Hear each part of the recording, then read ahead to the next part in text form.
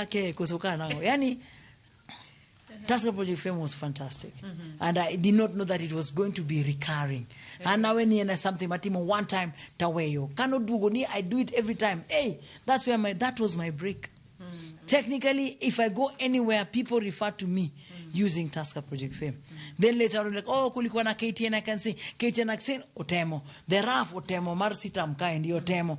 Lakini manom miya break was Tusker Project Fame. And I enjoyed every minute I spent there, except I got diabetes from there. Na madho soda maraj. Samaji madho kongo, ana madho soda. Kinada madho soda, mamit. Apo manaka diabetes emodonjo. Usually it used to be 75 years. Yes. Then higa kahiga, it should be 75 days. Yeah. Modaka daka kanyo, everything is kanyo. Lakini staff wako daka kanyo. Only the students emodaka kanyo. That was a fantastic show. I used to look forward for it. And maniji la orega. And don't Martin Maji don't record etc. Lakini apart from that, it's a show we used to love. You sit down there to camera, you know, etc. You want to give the best, and the students also want to give the best. Preparation for it, we are trying all of us to give the best, you know. Nipimo another thing that you can do. Apparently, ipimo ni kopogori dine beni okin ni okiwer. Dine beni okinjawer. Angoma chielo maelen tawali nyalotimo. Helen Prawali kamina na niye designer. Kamina na niye. Ano kadhi saloon loso kuka, loso kenda. Ano kadhi saloon. Ilo soko kiot. Alo so kenda ot. What ot manade? Mtoka. Do you know nade magini kaini magati mukaini. Me I do myself. My whole from top to bottom myself. I design Leona ngini akaoga gik moko my very strange. Kawono karwa ko strange, but there are times I put on very strange combinations. Madiwa omera. Ki chako golo gik mantire dayo ni. Ai! Magi gik birwako. Akode romolo. Ai to bernangoni. Samigo picha metama. Lakini gole yoro ni manen blouse. To pin ka baroko blouse. Mitia mitaka mana. Designer. Ndire blouses boko mangi design omera. Makiketo kaini ini kurika ungi hips. Kurika kama luado wuki kano ndio nalipate extra hips omera nalipate. Mano designer by design. We too good. Nikienda kwa kwa nini kwa angalia kila mtu anavanga earrings mbili. Mimi hata nikiwacha moja sistuki. Don't kind of will cause wewe. Kataka will ayode kutoka yude, that's a question. Na yudogo kosoka yudogo. Koka yudogo to wadi nyime. Omera idi nyime. Don't call me now. Koni okine ini singi onge alafu tutafanya donge mane kaka omera ananga makatoka ngalo kataka gini you know belt more gold more belt loss kudoni clis kinde moko na dwaro gimorta kiti wiye kawen kumbe I'm thinking that I'm actually getting that's how Rwandese and Burundians actually adorn their heads. It became a style. Earring kolal. An earring kolal okchuna. Kendo klitna. Nikitkoza is a hook. Manokoro, you actually accessorize your head. Vizuri sana. As long as nikoni ndiye wishintiere. Chandeo. My imagine, you know. Chandi nade. And kadanya look at Rwako two different ones. Karwako ka diro you wear toke te. When you look at this side, you see a design. Look at this side, you see another design. Jai, kwani na mano wacho design na mawuotho mera. Betungo. I can change anything to anything. Kaki ndire la moro maloso ga kana die dukara wacho designers no tam loso na skirt kore ke jok ba igi dongo. This unatengeneza skirt unakata kuingia aloso rapa. Rapa no you can put on 7 different ways. So if I was not a singer, I would be a very good designer in the kitchen, cooking, as well as designer for the house, interior design, as well as designer for the way I do. Fashionista. Geek majbaro fashion geek. Mimi niko na fashion yangu, singoji ya watu. Fashion mariji. Fashion de jigo yuko chana mera. Naloso mana mahara. If it works for you, that's okay. If it doesn't work for you, pole. Sorry, tuwadhi mbele. Chimo mani mtedi, wacha nitedo bende. In designer jikoni. mimi sijui kupika chakula vile kila mtu anapikanga. Tema punjo ni feda. Tema punjo design mara. Cause anybody who has passed through me, they cannot cook the same. Ati niko ra lot wangada to waketa kanyo ni chielo tigolo. Hapana. Kaina lot no kene midwa chamo. Nyakikete mandari, nyakikete gik mameto. Makodonje dhogi tiwacho ni yes chamo ringo kata ne onge ringo tiwinjo maber. Yes, feeling good is a fantastic feeling and we have to spread it all over. Iwinjo what? Ngenjo ngegi in ngama mor sate kendiero bede kindi jibe nitiere gimoro ma samoro nego chunyi kata ng'at nyalo romo gi len ka okon pacheni mabor ok mamiyo ga ya wang'eny piny kae omera lakini ka gise wango ya me have outlets. One of the outlets that I always throw my asira kwao ni Afrizo gin jower ni tarusa asira huko kori chalo ng'at ma disciplinarian to kara asira ndio berni wacho dhulu koro giwinji mana chiel kende ma winjo kae koro sometimes that's where I have an outlets for Afrizo is like my baby, and I feel like most people that I nurture in Afrizo end up becoming very successful. Most of them ginjok ma successful sana. Kineno Jacqueline Meza, Ruth Matete, Godfrey Maucha, Kevin. You know, they are very good. They are people who eventually become very successful. And you know, that makes me happy. If you have things that make you happy around you, definitely you'll not find there's no way that two negatives will grow a positive. So get positive. And in fact, some of the people that I nurture, I teach them. Ninya kagibed jokma pull in positive energy. Positive energy will make you younger. Positive energy. And sometimes people ask me, hey, Yawa, you are young forever. Kakananeni 1920. You know, it's because I draw from positive energy. I love positive energy. The other day na chako daoginya tina moroka hindi ni unyize ni hero park sana. Park is good. You know, God also thrives in park. Human beings as well. If you park or a minister, definitely kano pesa moro ubugulu mumi. Paka. But it's not the park that actually replaces God, no. But it's a certain park. It's called positive energy. Give glory to where it belongs. Give what? Give credit to where it belongs. I thrive in that. Naromo ko digi ni mang'eny mokalo. To ka ng'i kawuono bede kawuono tin saiti. Avoid joke ma pull it down. Avoid conversations ma pull it down. In fact, walk away from them. But get energy from people who make you happy. Smiling ni, nyero ni, omera kataki yudo smile lines go ber. Mi da kaminga.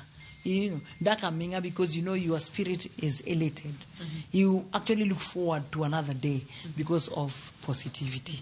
Nyasaye bende is number one. Nyasaye ki sengyo Nyasaye to kinde moko seche ma intiere mi pondo ma kidwa mondo jione ni chande imanyo scripture that gives you encouragement because we have all answers in scripture. Personality nyathini mokao and then legacy machalo nade mi dwa weyo e sector mar tiego duol kata wer. Nyara no jaro wer na kabisa wacho ni work hard abagi work smart.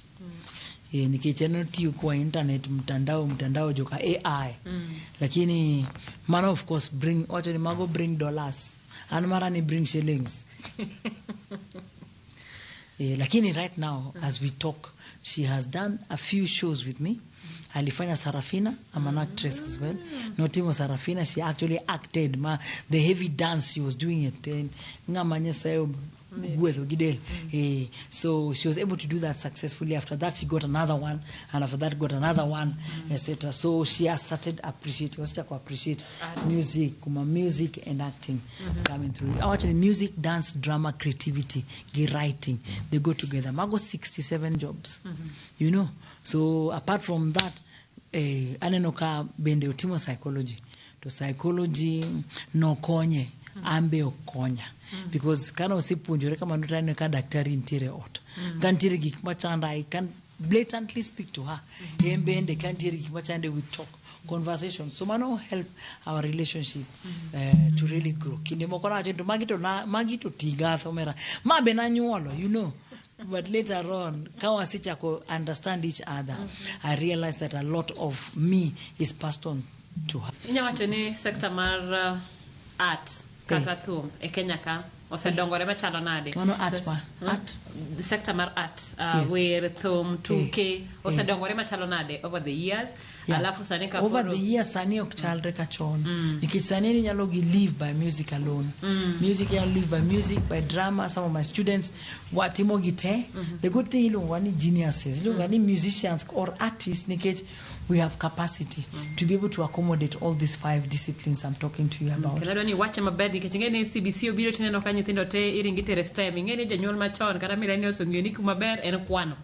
Koro ng'ato paro ni dwa dhi wer nyaka kanye. Koro paro ni kiwacho kaka wasedongore mondo ji ong'e Wanyisi ni ni, piny oselokore. this is what where biro comes with. Kaka se wacho ni music, as you think about music itself what sharpen skills gig. Any musician, winj werene, Gel Joju, Rusasaki Kikrokro, NH Sapro Ek, Sijeledo, Jaoj Minaha, Ze Hak Zek Mal, Mama Lujo Ak, Rokoko Gaefe, Phil Kol Tesa, Tim Tit Phil Heja, Pepe Joju, Revelation, Mago 66 books of the Bible in order.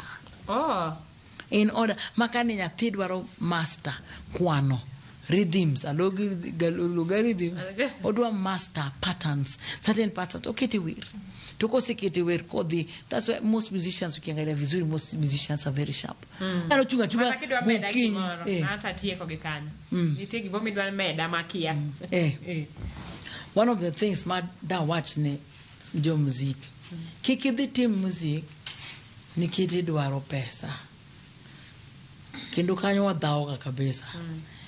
Kidwaro pesa bende ofuo. Pesa ofuo kabisa, is a spirit. Owinjo kendo ng'eyo kendo bendo kinde mido ware. Kendo kimanye kamano endo to lalni. To samo kidware, miketo your art first. Miketo everything you want first. Give it with the passion that is desired.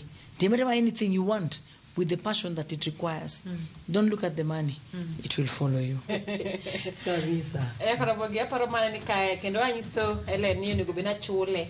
Nikech osemiya moro oseng'isa ni sani en comedian, en jami ji nyiero. Aneno ka show manyadhiwa kawuono onego beni ugolna sadaka matin mondo adhiwe. Mondo kiny ochako duogi.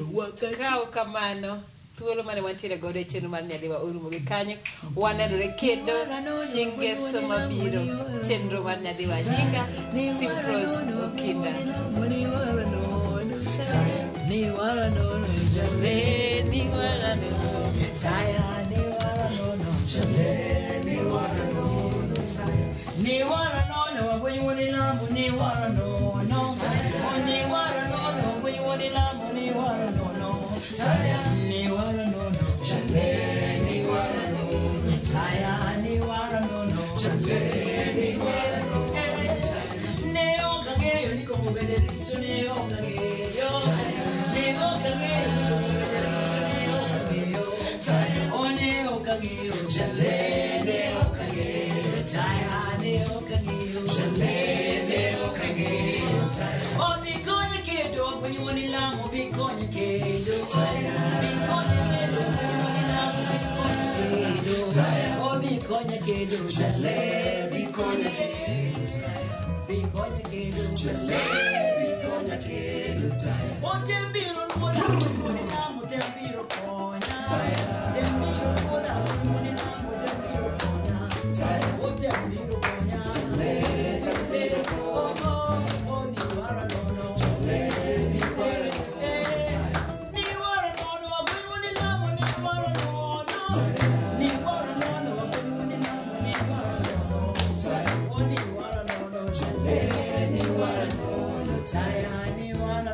Chale